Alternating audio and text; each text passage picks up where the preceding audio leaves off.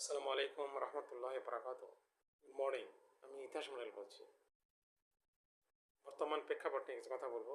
যদিও সে যোগ্যতা রাখি না, কিন্তু সোশ্যাল মিডিয়ার কল্যাণে সবাই কথা বলতে থাকে, চাহা ভেনা আল্লাহ রিক্সা আল্লাহ, এভরিবডি। ও আমরা কথা বলা সে থেকে উদ্বুদ্ধ আর কি, কিছু কথা বলার চেষ্টা করি। বর্তমান প্রেক্ষাপট নিয়ে কথা বলতে চাচ্ছিলাম। শুরু করতে হচ্ছে পিছে থেকে। 1965 সাল থেকে শুরু, আর 60 বছর আগের ঘটনা। তখন ইন্ডিয়া পাকিস্তানের একটা যুদ্ধ হয়। ইন্ডিয়াতে একটা প্রোগ্রাম ছিল পাকিস্তানকে সাইজ করা। ওরা রাতে আক্রমণ করে সকালে যা লাহোরে বসে চা খায়। কিন্তু মজার বিষয় হলো, সেই যুদ্ধে 17 দিনের যুদ্ধে তারা উল্টা সাইজ হয়ে যায় এবং অর্থনীতিকে একটা ব্যাপক ধাক্কা খায়। সে ধাক্কাটা কীরকম সেটা বলছি। যে ডলার রেট ছিল 65 সালে 4 টাকা 76 পয়সা। ইন্ডিয়া পাকিস্তান সেম সেম, কিন্তু 6 বছরের ব্যবধানে তাদের 1.5 গুণের বেশি, প্রায় 160%, 160% হয়ে যায়। অর্থাৎ হয় 60 টাকা, 7.5 টাকা। পাকিস্তানে সে 4 টাকা 76 পয়সা থাকে। ডিফারেন্সে কী হতো জানেন? 5.5 সের যখনকার সের ছিল, চাল বেশি পাওয়া যেত। আপনি চিন্তা করতে পারেন। আর সুখের দিক দিয়ে বলতে গেলে কোরিয়ানরা পর্যন্ত জিজ্ঞাসা বসতো যে তোরা এত উন্নতি কিভাবে করছিস। কোরিয়ানরা, দক্ষিণ কোরিয়া, আশেপাশের কোনো দেশ কিন্তু পাকিস্তানের ধারে পাশে ছিল না। পৃথিবীর যে কটা দেশ ভালো ছিল তার ভিতরে ছিল একটা পাকিস্তান। গর্বের একটা দেশ ছিল। সেটা কীভাবে ধ্বংস করা যায় তার প্ল্যানটা সব করছে এবং সেটা এবার সাকসেস হচ্ছে। পাকিস্তানকে ভালো বলতেছি তার মানে পাকিস্তানিরা ভালো ছিল না, তারা বর্বর ছিল, এখনো তারা বর্বর। দেখুন ইমরান সাহেবের সাথে কি ব্যবহারটা করতেছে আর কি। হ্যাঁ, কিন্তু আমরা কিরকম ছিলাম? ডেফিনেটলি আমরা অনেক ভালো ছিলাম। প্রাইমারি থেকে পড়তাম, আমার বন্ধুরা সব বেড়াতে যেত, 15 দিন পর ঘুরে আসতো, সবাই শুকামুখে আসতো, কিরে তোদের চেহারা এরকম কেন? যখন তো খাবার পাওয়া যায় না, একবেলা খাওয়া হয় এবং চা মানে জলপান খেতাম, মানে আগেদের মুড়ি টুড়িকে আমরা জলপান করতাম, এটা খেয়ে চলতো আর কি সেই দেশ। আর আমাদের এখানে প্রবানটা কি করা হলো, এছাড়া তো উপায় ছিল না। পাকিস্তানের আমাদের সমস্ত কিছু এখান থেকে চুষা মেশিনে চলে গেছে। আমরা ছোটবেলা পড়তাম পাট, চা, চামড়া আমাদের রপ্তানি বিষয়।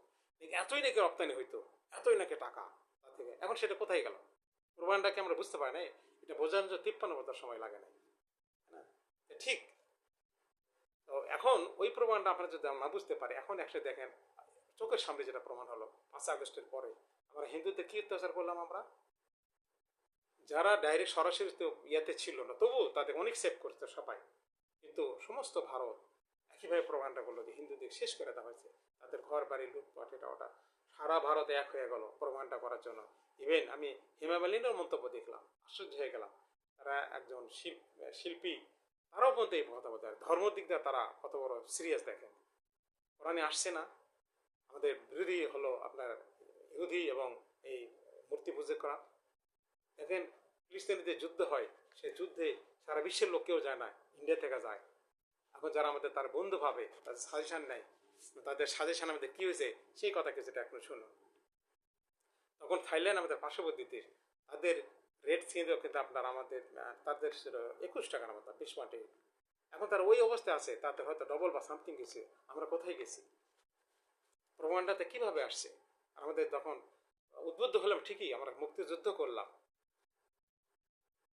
স্বাধীনতা নিয়ে আসলাম, জান দিলাম, সব কিন্তু ঠিক আছে। কিন্তু উদ্দেশ্য যারা আমাদের উদ্বুদ্ধ করছে, ওখানে প্রভাগান্ডা আর আমাদের নেতারা, এরা কিন্তু ওই 22 পর্বের যে সুখ শান্তময় জীবন, সেটা থেকে কিন্তু তারা লালসা আছে। স্বাধীনতা মুক্তিযুদ্ধ সমস্ত ভুয়া এগুলা ওদের কাছে। 53 বছর এটা প্রমাণ হয়েছে। কারণ তাদের ওই ঐশ্বর্য সৌর্য বিলাসিতা চাইছে, ঠিক তাই হয়েছে আমাদের কথা। যে কোনো বাংলাদেশে যে কোনো কর্নারে যান, যারা এই রাজনীতির নামে বাজনীতির সাথে জড়িত, যারা এই জৌরামি করছে আমাদের সঙ্গে, বিজন্মাগিরি করছে আর কি, বিজন্মা যারা ব্যবহার করছে, তাদের কিন্তু এক সুচ্ছন্দে ভরপুর তারা। এবং এই লালসা তারা ভুলতে পারে না। এবং এইভাবে উদ্বুদ্ধ করা তাদের জন্য সহজ। কারণ যে কোনোভাবে এখানে নাম লেখাতে পারলে, আমি বলেছি না যে ফিনান্সিয়াল প্রস্টিটিউশনে পরিণত হয়েছে 15 বছরে, সেটা আরো শক্তভাবে প্রমাণ হয়েছে। এখন শুধু নাম লেখানোর ব্যস্ত, কিভাবে একটা এমপি টিকিট পাবে। এখানে যে স্টুডেন্টরা এসেও তারাও একইভাবে উদ্বুদ্ধ হয়েছে। আমি এবার চলে আসি 5 আগস্টে। 5 আগস্টের যে বিজয়টা হলো, ওই পাকিস্তানের চেয়ে বেশি স্বৈরাচারী একটা অবস্থা চলছে 15 বছর ধরে।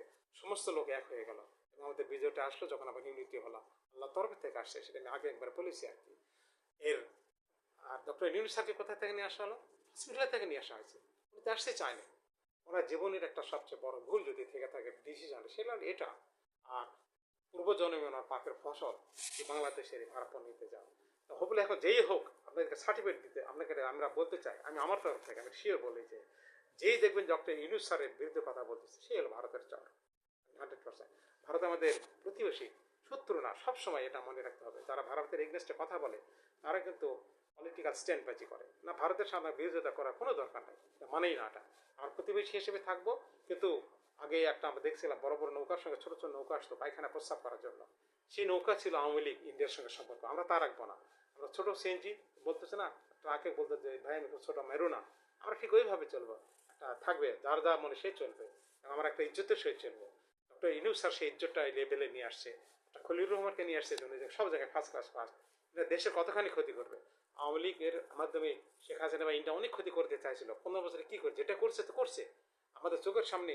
এই ডক্টর ইউনূস আর খলিল সাহেবকে এই ক্ষতি করবে? নো, এটা আমাদের বিশ্বাস রাখতে হবে যে ক্ষতিটা করছে।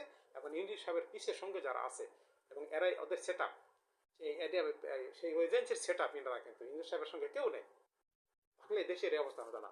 আর বিএনপি লীগ যারা হয়েছে এখন পরিণত হয়েছে, এর একটা কারণ আছে যে স্টুডেন্টরা সামনে এসে অতিরিক্ত বাড়াবাড়ি শুরু করছে, বিএনপির অবদানটাকে ভুলে দেওয়া হয়েছে।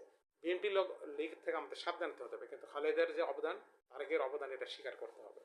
এই আমাদের এই দ্বিতীয় সংগ্রামের জন্য এই বিপ্লবের জয়ের পিছে খালেদা জিয়ার অবদান সবচেয়ে বেশি, কিন্তু হারামেরা সেটা স্বীকার করে। হারামেনকে স্টুডেন্টে বলতেছে কমপ্লিটলি হারামে, এদের নামানো উচিত হয়নি, পিছে যারা নামাইছে তারা ডবল হারামে।